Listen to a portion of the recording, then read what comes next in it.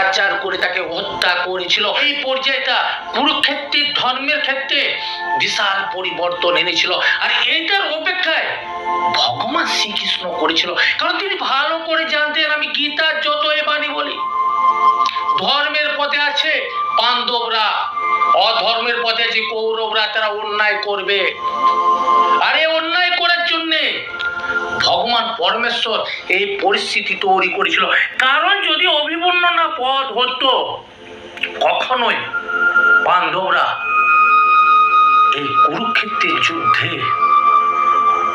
কৌরবদের আক্রমণ করতো না, কৌরবদের আক্রান্ত করতো না। কখনোই অর্জুন, গুরু দ্রোণ, ভীষ্ম পিতামহের বিরুদ্ধে তীর নিক্ষেপ করতো না।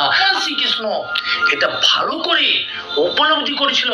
যুধিষ্ঠির, ভীম,